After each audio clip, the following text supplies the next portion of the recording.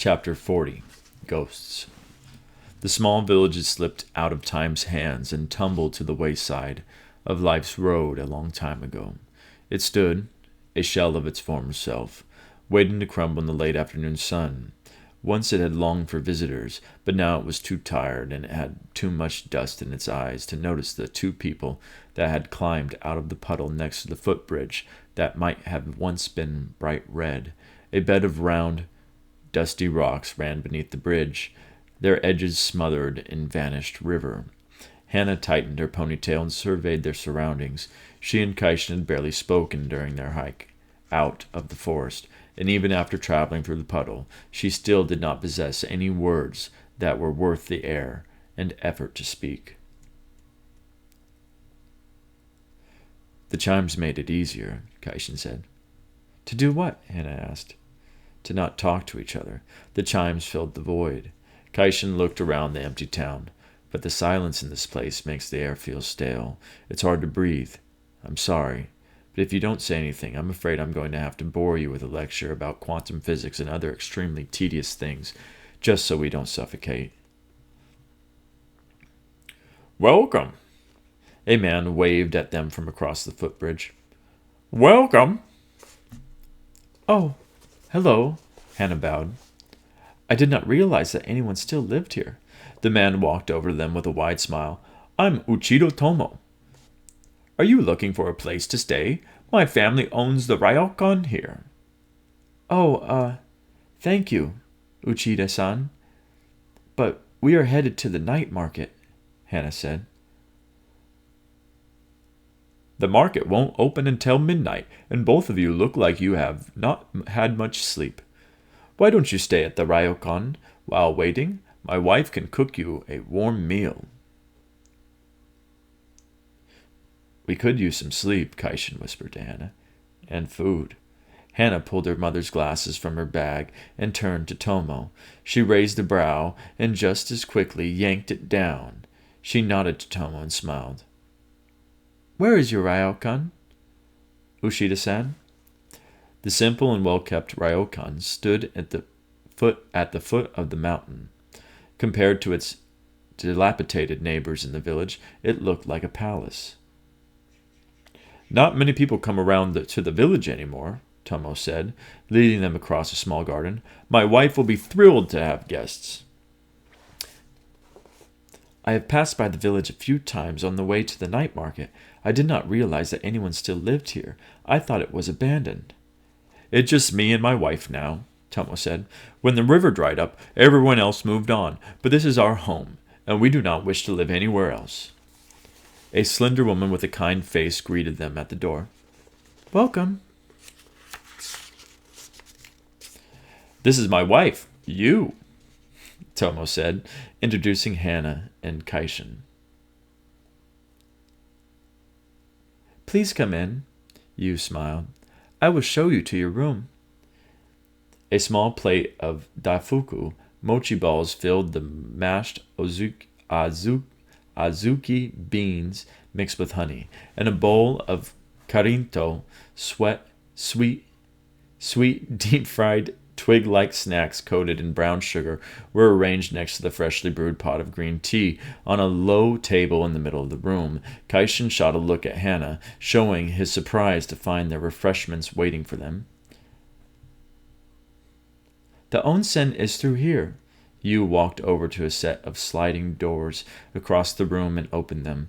A steaming outdoor bath, fed by a hot spring and bordered by smooth rocks, was cocooned by an ornamental garden. We do not have any other guests, and so you have the onsen to yourself. Thank you, Hannah said. It looks lovely. Your meal will be served in the dining room after you have enjoyed your bath. I will leave you now so that you can rest, but please do not hesitate to let me know if there is anything else you need. Yu bowed with a smile, and she left, sliding the door behind her. For a raccoon in an abandoned town, they seemed quite prepared to receive guests. It almost seems like they knew we were coming, Kaishan said, lowering his voice. Do you think it's a trap by the Shikun? It is not a trap. But don't you think it's strange that they're ghosts? What? Tomo and his wife are ghosts. Hannah took off her mother's glasses. I saw who they really were through these. They have been dead for a very long time. Then what are we still doing here? Kaishin's eyes flashed. You said it yourself. We need rest and a meal. You said it yourself. We need rest and a meal. But they are harmless. Kaishin looked around the room. Is any of this even real? It is real because Tomo and you believe that it is. They don't know that they're dead. Kaishin shook her head. And it is not our place to tell them otherwise. Kaishin kneaded his nape. I never believed in ghosts. Oh, but isn't that why you moved to Japan? To find them? Neutrinos aren't ghosts. You told me that they are remnants of the past, wisps of nothing that you cannot see or touch, echoes that carry stories of dead stars. How are they not ghosts? I don't know, Kaishin said. I don't think I know anything anymore. There's nothing wrong with not knowing things. There is when your whole career is about finding answers. Have any of the answers you've found made you happy? Science isn't about finding happiness. I thought that finding happiness was what life in your world was all about. That is why it has always been so easy to convince our clients to give up their choices. All any of them wanted was to smile. If happiness were as simple to obtain in this world, I would have given up part of my soul for it too. What do you want me to say, Hannah? That nothing I did in my world truly made me happy? That I've spent my life trying to fill a void carved out by my mother? That when I came here, pretending to be all noble and saying that I wanted to help you, all I was really thinking about was finally discovering something that would make me worthy of being loved? You weren't the only one who hit the truth. I suppose that we are more alike than I thought. I suppose we are.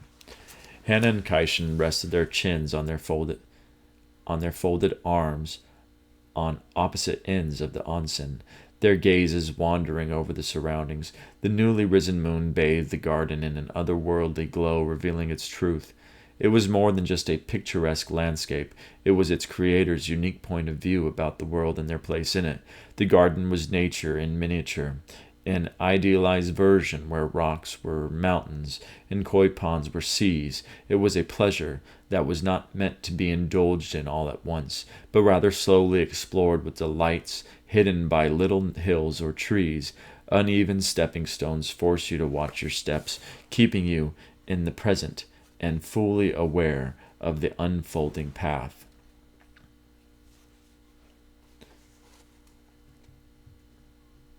This is Tomo and Yu's heaven, isn't it?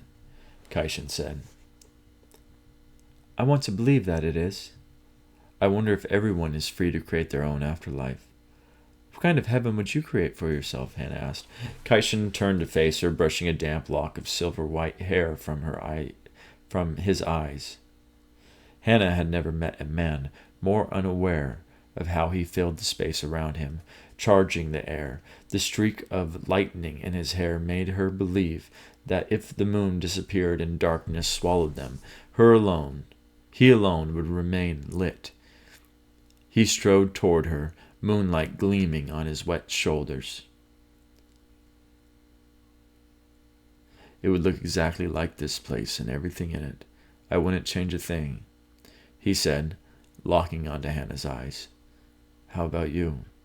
The steaming water rippled between them, caressing Hannah's breast. I am not sure. Close your eyes and try to imagine what would make you happy for eternity. I don't think I know what eternity is. It is too big. Then go smaller. Imagine now, something you can hold in your hands. Hannah kept her eyes closed and let the heat of Kaishin's body guide her fingers to his face. She let them wander over the angles of his jaw and brush over the bow of his lips. Like this, Hannah. He groaned her name. circling her waist and pulling her into his chest. Heat licked Hannah's breast and writhed like a flame between her legs. I should push you away. You should. Kaishan left a trail of kisses from behind her ear to her shoulder. Hannah moaned. Kaishan lifted her from the water and took her breast in his mouth.